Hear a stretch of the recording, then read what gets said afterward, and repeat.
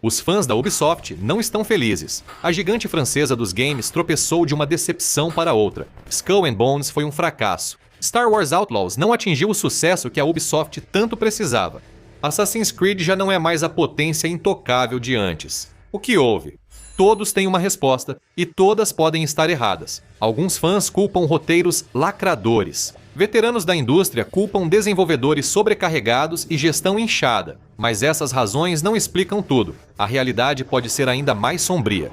A Ubisoft ainda busca criar grandes jogos ou foi transformada por interesses externos, coleta de dados e influências invisíveis aos jogadores? A resposta sugere um futuro em que os games vivam seu próprio momento Lehman Brothers e jogadores deixem de ser clientes para virar o produto. Para quem tinha ações da Ubisoft em 2018, as coisas pareciam boas.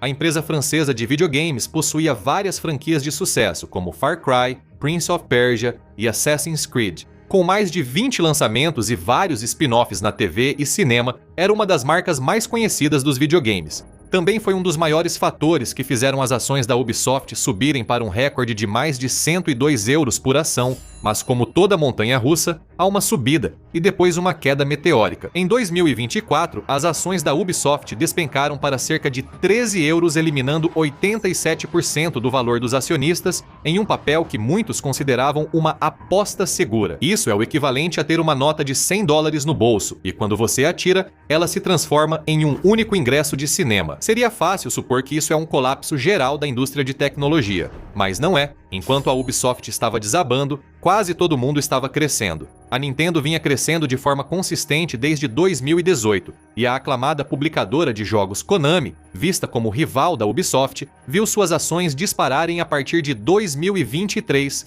Então, não é a indústria, não são os jogos, é o que está acontecendo nos bastidores. A Ubisoft é um gigante no mundo dos videogames. Além dos títulos originais, eles dependem bastante de propriedades intelectuais como Star Wars e Avatar, com jogos de ação intensa. A empresa, liderada pelo presidente e CEO Yves Guillemot, é independente e pode fechar acordos próprios com empresas de consoles, mas manter essa independência não tem sido fácil.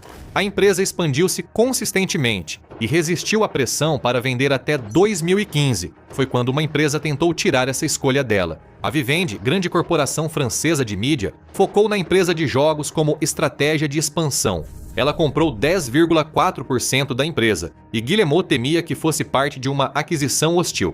Enquanto a Vivendi comprava ações por outras empresas, Guillemot reuniu apoio no conselho para barrar seus representantes. Em 2018, ambos firmaram um acordo que eliminou o risco de uma aquisição hostil que poderia levar a Ubisoft à própria destruição. A Vivendi era a ameaça, mas o remédio talvez fosse pior que a doença. Abalada por escândalos, jogos fracos e altos custos para sobreviver, a Ubisoft buscou bilhões em investimentos da gigante chinesa Tencent. Nos últimos anos, isso fez da Tencent a segunda maior acionista da Ubisoft. Alguns diriam que é o poder nos bastidores. Agora, a Ubisoft pode estar refém, mas por que seus fundadores entregariam o controle? A guerra com a Vivendi terminou, mas a Ubisoft não conseguia se sustentar sozinha. O maior acionista era a Guillemot Brothers Limited, empresa da família fundadora da Ubisoft. Isso ocorre por razões fiscais e oferece aos fundadores mais flexibilidade para usar patrimônio, ativos e endividamento. A Tencent, que vem investindo pesadamente em ativos de videogame há anos, é a maior empresa de videogames do mundo em termos de receita e tinha a Ubisoft em sua mira. Em 2022, a Tencent investiu 300 milhões de euros na Guillemot Brothers Limited, o que deu à empresa pouco menos da metade do poder de investimento, 49,9%. A Ubisoft sempre prezou por sua independência criativa, mas o acordo fez da Tencent um dos atores mais influentes no futuro da empresa. Enquanto isso, a Ubisoft conquistou um forte apoio financeiro e a Tencent ampliou seu alcance a uma das maiores publicadoras de jogos. Parecia uma vitória. Isso também pode ter assinado a sentença de morte da Ubisoft.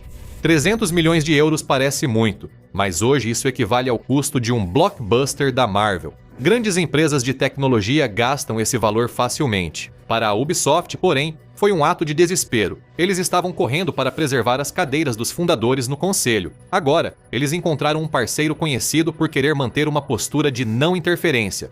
O modelo de negócios da Tencent costuma ser atuar como parceiro silencioso e colher benefícios. No acordo, Várias condições o tornaram mais que um investimento, transformando-o em um casamento. Para a Tencent, o acordo incluía um período de restrição de 8 anos que impedia a Tencent de vender suas ações. Isso protegia a Ubisoft de um acordo nos bastidores que levaria seus investidores a entregar o controle da empresa. A Ubisoft incluiu proteções para uma possível venda, com cláusula de saída se houver novo proprietário. Enquanto a Ubisoft gerenciava suas opções, o acordo parecia benéfico para ambos, estabilizando a empresa para o futuro. A Ubisoft enfrentava dificuldades nos bastidores e tinha poucas opções. Ter dívidas não surpreende em uma empresa, mas muitas vezes isso antecede uma grande venda ou colapso. Uma empresa maior absorve a dívida, compra o negócio e recebe os ativos em troca de assumir o prejuízo financeiro inicial. Mas com a Ubisoft determinada a não vender, eles tiveram que descobrir como sair de suas dívidas atuais, que em 2026 chegavam a 2 bilhões e 450 milhões de dólares. A Ubisoft agora estava em uma situação sem saída. Ela precisava quitar sua dívida, mas o método que normalmente usaria para isso, uma venda rápida, estava fora de questão por vários motivos. Isso deixou apenas um pretendente restante, a própria Tencent, que estava ansiosa para comprar mais ações. Mas se a Ubisoft quisesse permanecer independente, teria que encontrar uma nova maneira de fazer negócios. O que ocorreu depois é chamado por muitos jogadores de espiral da morte da empresa, pois a desenvolvedora famosa por épicos históricos passou a lançar produtos de baixa qualidade. Mas será que isso era de propósito?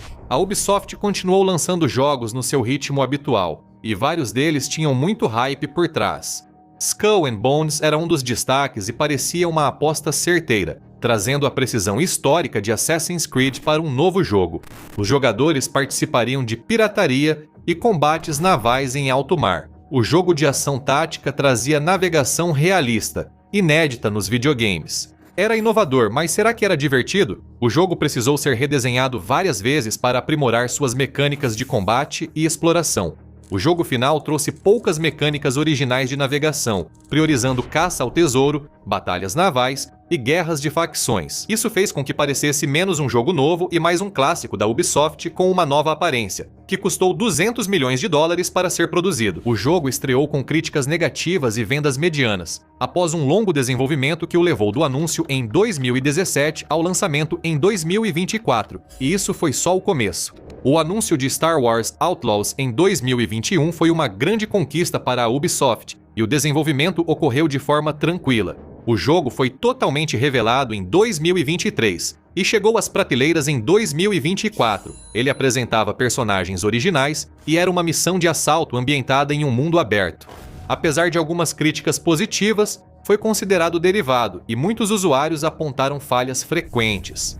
As vendas medianas devem encerrar futuras parcerias entre Ubisoft e Lucasfilm.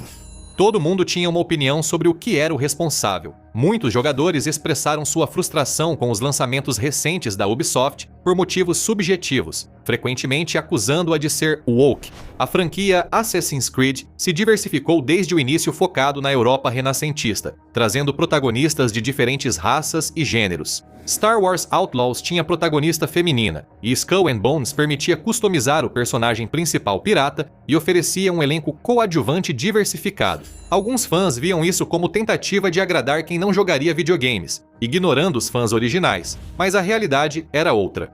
Existe um termo no desenvolvimento chamado produto mínimo viável, que basicamente significa ser suficiente. As empresas lançam um produto incompleto, apenas o suficiente para atrair o interesse dos fãs, e então deixam que os próprios fãs digam o que estava errado. Essas versões beta são corrigidas e lançadas em versões atualizadas com novos recursos, ou o feedback é incorporado na sequência, que o estúdio pode vender aos fãs pelo preço cheio. De qualquer forma, os estúdios lucram. Os fãs que recebem um produto imperfeito geralmente saem perdendo. Isso pode estar se tornando o modus operandi da Ubisoft agora, lançando código inacabado só para manter o suporte financeiro funcionando. Mas de onde vem esse dinheiro? A princípio, isso não faz sentido. Afinal, quem lançaria jogos sem oferecer uma boa experiência? Isso pode gerar dinheiro no começo, mas afastaria jogadores casuais, dificultando vender jogos futuros a eles. Benefício a curto prazo e prejuízo a longo prazo raramente é uma boa aposta quando se trata de marketing. Essa estratégia provavelmente vai empurrar a Ubisoft ainda mais para o endividamento com o passar do tempo e dificultar para a empresa manter o controle sobre sua própria propriedade. talvez novos jogadores não sejam mais o foco. Nos games, um dos principais números é o investimento recorrente do jogador. É a métrica que avalia quantos jogadores gastam em um jogo após a compra inicial. Nos anos 1990 e início dos 2000, você comprava o jogo completo e pronto.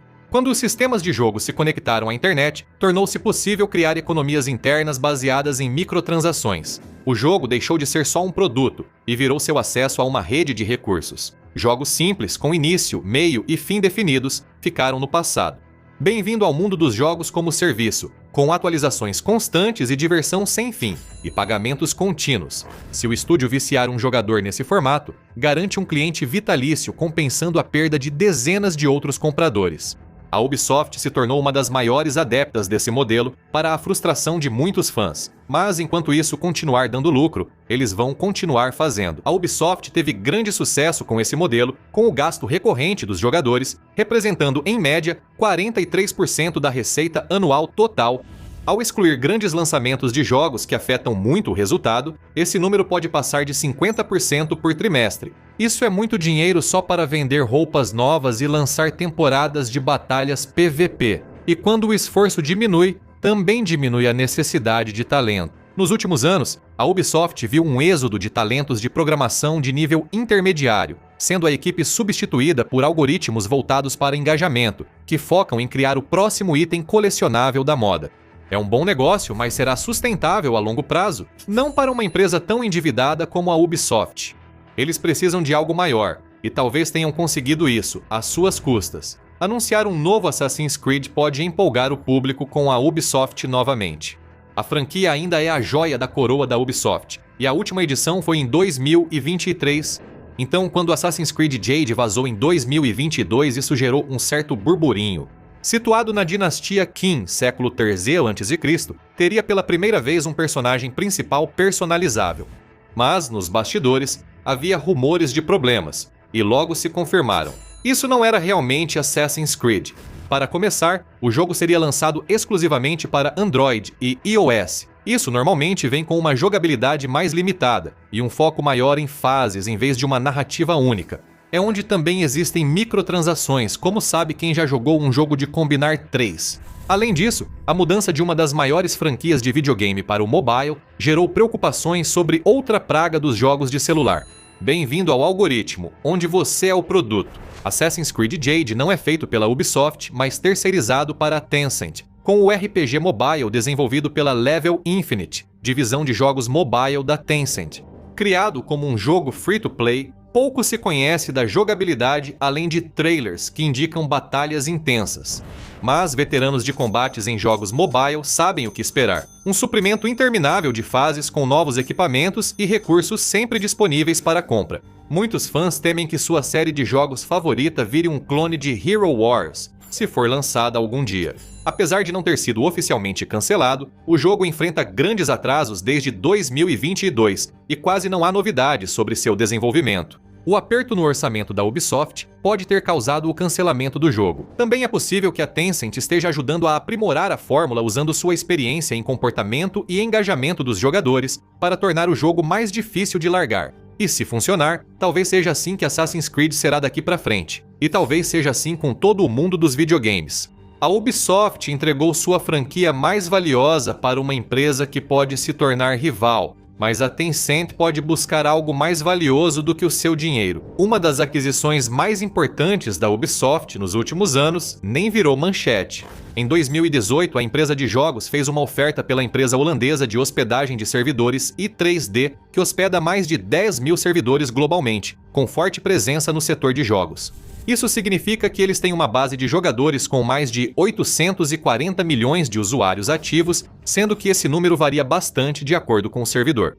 A empresa oferece infraestrutura essencial para a Ubisoft e concorrentes. Ao adquiri-la, a Ubisoft garantiu estabilidade dos servidores para seu futuro em jogos multiplayer.